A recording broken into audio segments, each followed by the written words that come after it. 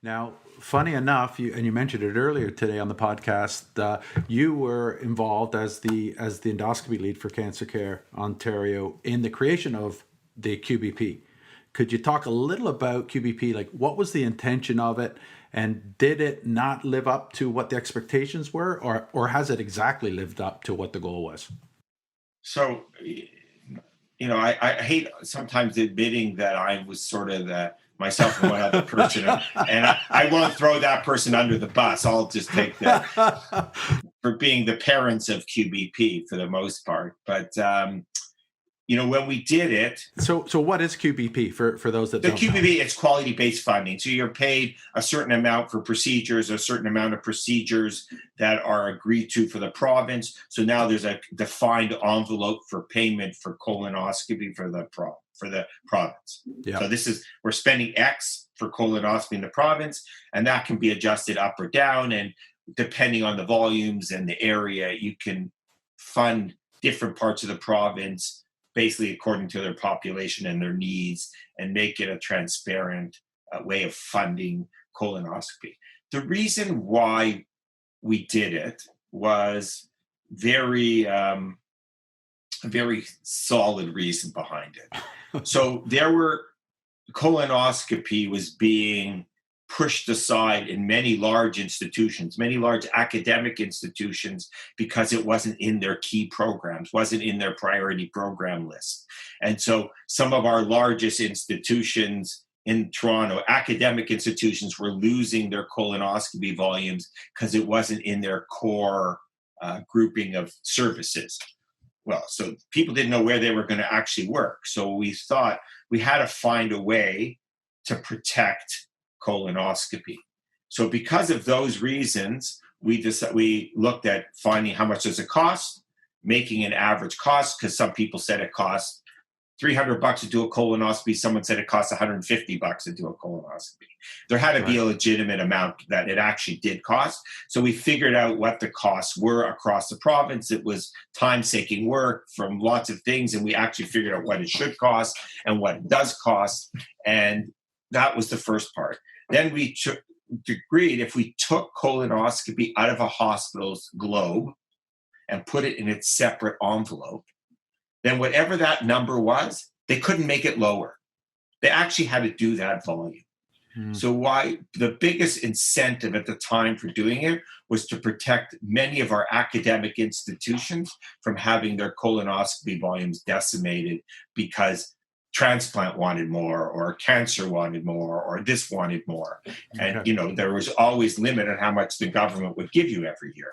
So that was the motivation for doing it. But, like everything, when you stick everything in a box and then someone's got a vice on the box and keeps squeezing the box, it gets harder to expand, do more. In fact, you often get numbers reduced over time. So what we did is we protected endoscopy, but we've also limited the growth in endoscopy into this little box that we're in. The clinics don't live in that box because that box all relates to hospitals, right? So what we do is over and above what's in the hospital box, which is good. It is an outlet, but it's at an outlet where the costs are borne by the clinics. And as everybody squeezes the OHIP dollars, so our consults have gotten lower compared to everybody else. The colonoscopy fees have been lowered over the last 5 years on multiple occasions. There's constant threat about polyps and what to do. So there's this constant threat about the income stream outside the hospital that affects you, where you have to pay for the expenses of it. And in the hospitals, there's not really been a growth. When FIT came, they restructured it.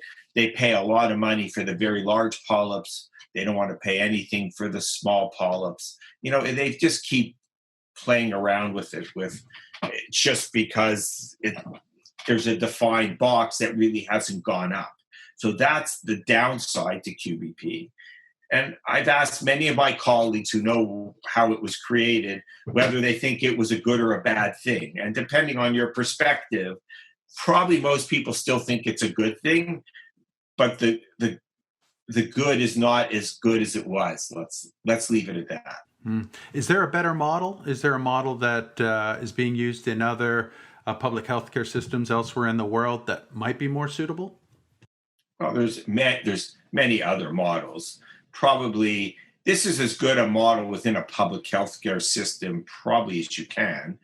Okay. You still have to agree. You still have to agree that if there's population growth, as there's costs, as PENTAX raises the cost of whatever they're doing, or Olympus, or anybody, or accessory companies, or any, it all goes up over time. Although some things we get better at squeezing at, but the fact is, over time, everybody's pays more for salaries, pays more for every part of the thing. So costs do go up, but we don't have a way for the cost of our income to go up. That's not afforded to us. So that is a problem. But when you look out around the world, Canada's healthcare system is pretty unique. Nobody wants United States, but there's many other healthcare systems. In fact, most healthcare systems, whether it's Australia, whether it's the UK, whether it's Scandinavia, whether it's Europe, that all have different systems with a relief valve into some kind of private system, but still providing care for the population. There's not 40 million people without health care. Everybody gets looked after, but there are other ways to manage care and keep people getting care, taking pressure off the public system. There's so much to be said for that. But, most of the healthcare policy people around that we have to deal with aren't really of that mind.